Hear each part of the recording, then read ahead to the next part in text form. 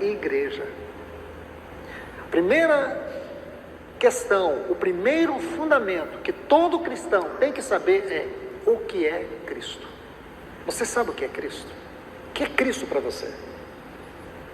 Se você pega a Bíblia, alguns vão dizer assim, é o Messias. Isso está muito longe do que Cristo está falando aqui.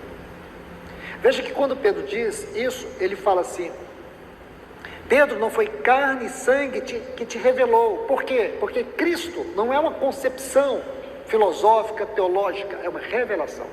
Qual é a revelação de Cristo? É o que está em Atos dos Apóstolos, capítulo 9. Quando Paulo viu, aí você vai dizer, mas Cristo não é o Filho de Deus? Esse é só o começo. O que é? Eu não estou perguntando sobre a pessoa, estou perguntando sobre doutrina. O que é doutrinariamente Cristo? Colossenses 2 diz que ele é o mistério de Deus. Então Cristo é o mistério de Deus. Podemos dizer assim, Cristo é o mistério de Deus revelado. Paulo vai colocar isso de uma maneira muito extraordinária. Ele diz assim em 1 Coríntios 12, assim como o corpo é um, o corpo ele está falando da igreja, a igreja é um corpo. A igreja não é organização, a igreja é um organismo vivo. A igreja não é instituição, a igreja é pessoas. Aí ele diz assim, assim como o corpo é um, e tem muitos membros, e todos os membros sendo muitos, constituem um só corpo. Mas se você pegar aí, 1 Coríntios 12, ele vai dizer assim, terminando o texto. Tem como tirar essa microfonia? Ele diz assim, terminando, ele diz, assim também com respeito a Cristo. Então ele está dizendo que Cristo é um corpo constituído de muitos membros. Então aqui nós começamos a definir Cristo. Lembra que Jesus disse assim para Paulo, lá no caminho de Damasco, quando ele pergunta, quem és tu, Senhor? Ele disse o quê? Eu sou Jesus, a quem tu persegues. Paulo perseguia Jesus? Não. Quem Paulo perseguia? A igreja. Aqui ele aprendeu a grande verdade que ele disse em Efésios capítulo 5. Os maridos devem deixar seu pai e sua mãe e se unir à sua mulher. Ele está falando ali desde o versículo 25.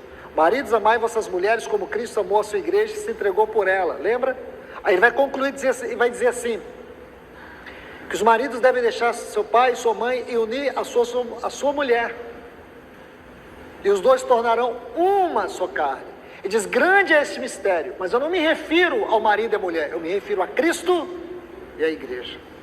O grande mistério é que Cristo e a igreja é uma só carne. No sentido doutrinário e espiritual, Cristo é o cabeça que está no trono, a igreja é o seu corpo que está na terra. O que Satanás fez? Ele criou o eclesiasticismo, o institucionalismo. Então aqui nosso Senhor está colocando o fundamento. O primeiro fundamento é esse. Ele disse, sobre esta pedra, nós lemos aqui a sequência, ele vai dizer para Pedro, bem-aventurado és Simão, filho de Jonas, porque não foi carne e sangue quem te revelou, mas meu Pai que está nos céus. Pois eu também te digo que tu és Pedro, e sobre esta pedra edificarei minha igreja, o segundo fundamento aqui, minha igreja, e as portas do inferno não prevalecerão contra ela. Versículo 21, desde então começou Jesus a mostrar aos seus discípulos que ele devia ir a Jerusalém e padecer por parte dos anciãos, dos principais sacerdotes, dos escribas, ser morto e ressuscitar ao terceiro dia. Então Pedro, tomando-o à parte, começou a repreendê-lo, dizendo, Senhor, não permita Deus isso, de modo algum, isso poderá te acontecer.